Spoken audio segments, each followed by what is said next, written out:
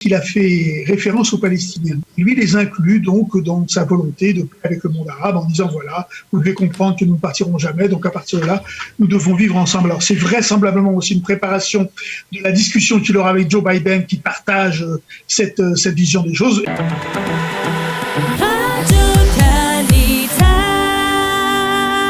Nous allons dialoguer avec notre ami le docteur Philippe Velilia. Bonjour Philippe, Boker Tov.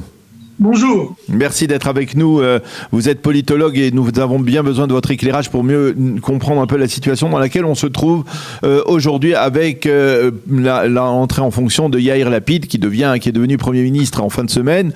Alors, tout d'abord, je voudrais que l'on revienne sur le contenu du discours qu'il a prononcé hier soir à la fin du Shabbat. C'est un discours, on va dire, qui se veut être consensuel, n'est-ce pas ? Ça veut être consensuel. Moi, j'en ai retenu deux choses. Une chose très personnelle à Yair Lapid, il a fait référence à son père, il a fait référence à sa grand-mère qui étaient tous les deux dans le ghetto de Budapest. C'est visiblement une origine familiale qui l'a beaucoup marqué. Et la meilleure preuve, c'est que sa première visite officielle, dès qu'il a été nommé Premier ministre, a été d'aller à Yad Vashem, donc le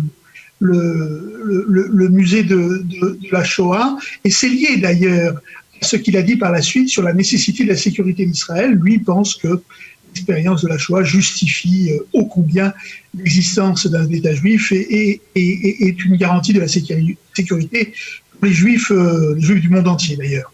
Donc, et là, on en arrive à mon avis, à la seconde originalité de ce discours, c'est qu'il a fait référence aux Palestiniens. On sait qu'auparavant, aussi bien Benjamin Netanyahou, Naftali Bennett, il y aurait en fait les Palestiniens, lui non.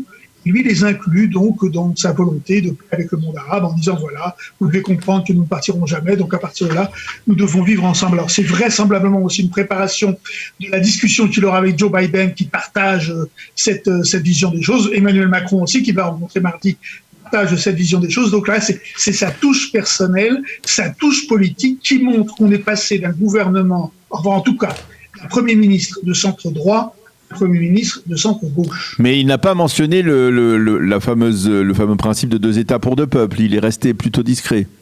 Oui, il ne l'a pas fait. C'était pas son sujet principal. Mais si un jour il s'exprime de façon plus ample là-dessus, il s'est déjà engagé assez tardivement d'ailleurs sur cette formule des 2 États. Alors en ce qui concerne son positionnement en Premier ministre et en même temps chef du deuxième parti d'Israël, aux élections, ça va être un problème permanent. Et d'ailleurs, hier, l'opposition l'a attaqué en disant que c'était un discours de campagne électorale et qu'il n'aurait pas dû être diffusé comme un discours de chef du gouvernement en bénéficiant de toutes les audiences sur toutes les chaînes. Alors, ça va être une polémique permanente, mais il faut bien voir que de toute façon, tous les premiers ministres ont fait ça et donc ça continuera comme ça. Alors, le problème, il va être beaucoup plus profond.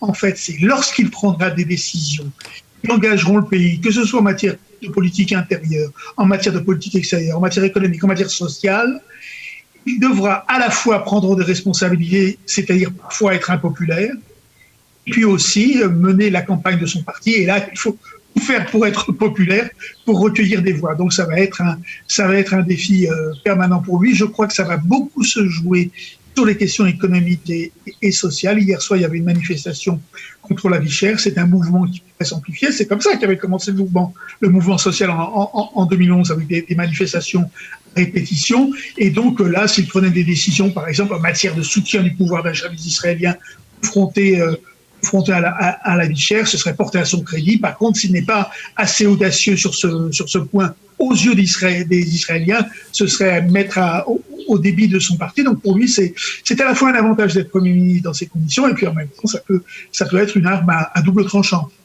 Alors, jusqu'où il peut aller, Yair Lapid, dans ses fonctions, dans cette constellation tout à fait inédite, dans laquelle il devient Premier ministre au moment où il n'y a finalement pas de Knesset, il y a un gouvernement de transition qui a des pouvoirs, on va dire, relativement limités. Qu'est-ce qu'il peut faire ? Est-ce que, par exemple, Yair Lapid peut, au moment de la visite de Joe Biden, peut dire, voilà, je me déclare prêt à enclencher les négociations entre Israéliens et Palestiniens ? Ah oui, il peut tout à fait le faire. Il a quand même la plénitude de ses fonctions. Alors ce qui est vrai, c'est que dans un certain nombre de domaines, Lorsqu'il faut passer par la loi, il ne pourra pas le faire puisque la Knesset n'existe pas en fait à l'heure actuelle, donc ne peut pas légiférer. Contre, en matière diplomatique, l'intégralité des fonctions d'un Premier ministre. Il n'y a que s'il fallait ratifier un traité, seule la Knesset peut faire, qui serait limité. Mais dans cette volonté, dans l'exemple que vous preniez par exemple, il peut tout à fait faire une déclaration en ce sens. Alors ce qui est vrai, c'est... Non, je parle plus qu'une déclaration, pardon. C'est-à-dire essayer de prendre des mesures pour enclencher concrètement ces négociations, c'est-à-dire faire quelque chose qui n'a pas été fait. Oui, tout à fait. Il peut le faire parce qu'il n'a pas besoin de passer par la Knesset dans ce cas. Le problème, à mon avis, n'est pas juridique, il est politique. Est-ce qu'il a derrière lui les forces politiques qui seraient d'accord pour appuyer ce processus de paix renouvelé, appelons-le comme ça? À mon avis, difficilement, parce que son parti le soutiendrait, la gauche, bien évidemment, le soutiendrait, mais je pense à quelqu'un comme Gideon Sa'ar, peut-être même à quelqu'un comme Avigdor Lieberman, bien que ces derniers mois, il ait mis beaucoup d'eau dans son vin, peut-être pas, Gideon Sa'ar sûrement pas. Donc, il aurait quelques difficultés à l'intérieur de ta coalition, parce que la coalition existe encore, il y a encore tous ces 8 partis qui sont derrière lui, et peu importe d'ailleurs le nombre de députés aujourd'hui, puisque de toute façon, il n'y a plus de députés en quelque sorte. En tout cas, ils sont en grande vacances. Donc, il a la capacité juridique, la capacité politique, ce serait beaucoup moins évident. Et je rejoins la question précédente, est-ce que dans ces conditions, il pourrait avoir le soutien de nombreux Israéliens lors des élections, c'est également problématique. Il n'est pas certain que tous les électeurs de Yesh Atid soient aussi à gauche que ça. Alors, on peut se poser la question, Naftali Bennett, vous voyez, pour l'instant, on n'en a pas parlé. Quel rôle peut-il jouer dans la constellation actuelle, dans la mesure où on sait qu'il se retire de la vie politique, il ne se présente pas aux prochaines élections? Est-ce qu'il va simplement faire un rôle de figuration, ou alors vous pensez qu'il peut dire son mot? Quel peut être son rôle en sachant qu'il est Premier ministre par alternance et qu'il ne peut pas être ministre d'aucun, ne peut être ministre d'aucun portefeuille? Il a gardé, on lui a donné les affaires iraniennes, ce qui ne veut pas dire grand-chose d'ailleurs, parce que les affaires iraniennes, elles dépendent essentiellement du ministère de la Défense. Donc Dominique Gantz, mais ça veut dire qu'il garde un œil là-dessus. Moi, je crois qu'il va être très discret pendant toute cette période. Je crois qu'il conseillera Yair Lapid, mais en catimini. Et je crois que tout simplement, il assure dans la discrétion cette transition. Et puis, lorsque les élections seront passées, eh bien, ce sera et le nouveau gouvernement formé, ce sera fini pour lui pour une période qu'il choisira d'ailleurs, puisque de toute évidence, un jour, il reviendra dans la vie politique, mais là, il va être extrêmement discret. Et d'ailleurs, je pense que Yair Lapid a besoin de cette discrétion. Il ne faut pas qu'il passe pour un Premier ministre sous tutelle du précédent. Alors, dans son discours d'hier, Yair Lapid aussi a abordé des sujets qui sont, comme on disait, consensuels. Il a parlé d'un État d'Israël comme un État juif, démocratique et libéral, dans cet ordre. Est-ce que ça veut dire qu'il fait aussi, lui, peut-être aussi un clin d'œil vers la droite, un peu comme Naftali Bennett a tenté de faire un clin d'œil vers le centre ou vers la gauche pendant son mandat? Non, moi je crois qu'il a d'ailleurs, dans le même moment, il a réaffirmé le principe d'égalité entre tous les citoyens de l'État.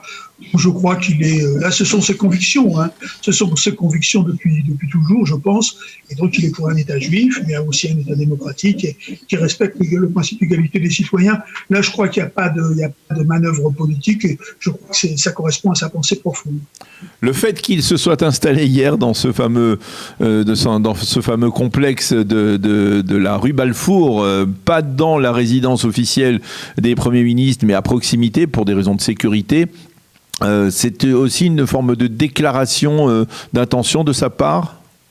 Ça manifeste le fait qu'il est Premier ministre, qu'il entend bien exercer l'intégralité de ses pouvoirs. C'est aussi une rupture avec la situation précédente, puisque Naftali Bennett ne s'était pas installé rue Balfour et que d'ailleurs on le lui avait reproché. C'est pour dire, voilà, je suis le Premier ministre en exercice, je suis à l'endroit que le droit parlementaire et le droit constitutionnel israélien m'assigne, c'est-à-dire dans l'espace Balfour. Il y a une polémique en Israël ces derniers jours sur le fait que le Premier ministre aujourd'hui n'a pas son baccalauréat, que le Premier ministre aujourd'hui n'a fait que l'armée en tant que journaliste dans le journal de l'armée israélienne. Donc, est-ce que vous pensez que c'est une polémique qui est juste ou c'est une polémique déplacée? Moi, je la trouve assez déplacée parce que, Yair Lapid a une biographie originale. Il était le fils d'un très célèbre journaliste. Sur la fin de sa vie, également rentré en politique avec succès. Il a même été ministre de la Justice. Et au départ, sa mère était une écrivaine connue, Shulamit Lapid. Donc, il aurait pu avoir l'itinéraire d'un enfant gâté, choyé et collectionnant les diplômes universitaires. Mais il était dès sa jeunesse très original. Il a été un peu dilettante, mais en même temps, c'est pas parce qu'il n'a pas eu de diplôme qu'il n'a pas fait des choses importantes.